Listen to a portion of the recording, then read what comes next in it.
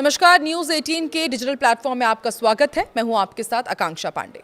बांग्लादेश में तख्ता पलट के बाद शेख हसीना के देश छोड़ने के बाद पहली बार आम चुनाव हुआ। इन चुनाव में पूर्व पीएम खालिदा जिया के बेटे मजबूत दावेदारी पेश कर रहे हैं।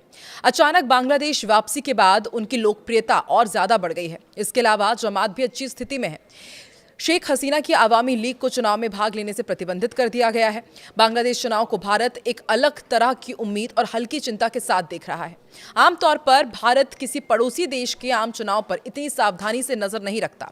इसका सबसे बड़ा कारण यह है कि इस बार के चुनाव से ऐसे नतीजे आ सकते हैं जिनसे भारत को पिछले करीब 20 सालों से जूझना नहीं पड़ा है। पहली बात, कई सालों बाद बांग्लादेश में ऐसी सरकार बनने जा रही है जिसमें शेख हसीना की पार्टी आवामी लीग सत्ता में नहीं होगी। भारत बांग्लादेश में आवामी लीग की सरकारों के साथ काम करने का आदी हो चुका था, लेकिन अब उसे बिल्कुल नई राजनीतिक हकीकत का सामना करना है। दूसरी बात, भारत बारीकी से यह भी देख रहा है कि क्या तारिक रहमान की अगुवाई वाली बीएनपी अपने दम पर सरकार बना पाएगी या उसे जमाते इस्लामी को गठबंधन में शामिल करना पड़ेगा। लंदन में लंबे वनवास के बाद लौटे तारिक रहमान फिलहाल प्रधानमंत्री पद की दौड़ में सबसे प्रबल दावेदार माने जा रहे हैं। खालिदा जिया की मौत के बाद जब से उन्होंने पार्टी की कमान संभाली है, बांग्लादेश की जनता के बीच उनकी लोकप्रियता का ग्राफ तेजी से बढ़ा है।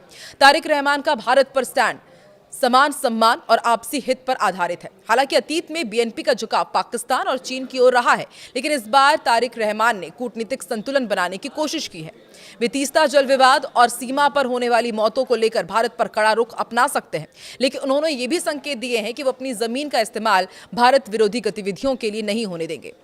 शफीकुर रहमान, जो कि जमाते इस्लामी के हैं, अमीर शफीकुर रहमान इस बार जमाते इस्लामी के पीएम फेस माने जा रहे हैं। ये पार्टी कट्टरपंथी विचारधारा के लिए पहचानी जाती है। युवाओं की नई पार्टी एनसीपी का ये गठबंधन देश में क्रांतिकारी बदलाव का दावा करता दिखाई दिया है। भारत के प्रति सोच की बात करें तो शफीकुर रहमान ने सभी को चौंकाते हुए भारत के प्रति काफी नरम और सकारात्मक रुख अपनाया है। उन्होंने सार्वजनिक रूप से कहा है कि भारत बांग्लादेश का सबसे निकटतम पड़ोसी है और उनके साथ रिश्ते उनकी प्राथमिकता रहेंगे। जमात ने हाल ही में भारतीय उच्च आयुक्त से मुलाकात भी की थी, जो इस बात का संकेत है कि वो अपनी पुरानी भारत विरोधी छवि को बदलकर एक जिम्मेदार पड़ोसी के रूप में उभरना चाहते हैं। नाहिद इस्लाम और एनसीपी के प्रभाव के बारे में यदि बात की जाए तो छात्र आंदोलन से निकले नेता नाहिद इस्लाम और उनकी पार्टी एनसीपी सीधे प्रधानमंत्री की रेस में भले ही ना हो, लेकिन वो सरकार बनाने में किंग मेकर की भूमिका निभा सकते हैं। इस पार्टी का रुख शेख हसीना को शरण देने के मुद्दे पर इस गुट का रुख भारत के प्रति काफी आक्रामक रहा है। वो भारत के साथ होने वाले सभी पुरानी समझौतों की समीक्षा की मांग कर रहे हैं, जो भारत के व्यापारिक और रणनीतिक हितों के लिए एक चुनौती बन सकता है।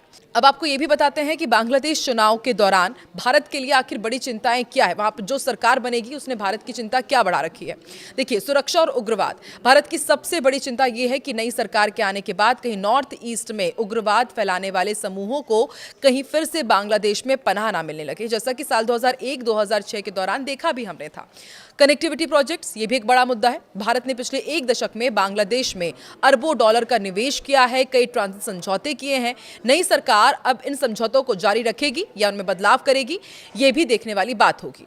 चीन का बढ़ता दखल एक ये बड़ा मुद्दा है जिसने भारत की चिंता बढ़ा रखी है। यदि नई सरकार और भारत के बीच कड़वाहट बढ़ती है तो बांग्लादेश निश्चित रूप से निवेश और सुरक्षा के लिए चीन और पाकिस्तान की ओर अधिक झुकेगा, जो भारत के नेबरहुड फर्स्ट विजन के लिए बड़ा झटका हो सकता है। तो अब बांग्लादेश चुनाव के रिजल्ट्स कभी भी आ सकते हैं। देखने वाली बात होगी कि बांग्लादेश में किसकी सरकार बनती है और इसका असर भारत में क्या होगा, यह आने वाले समय में तय हो ही जाएगा।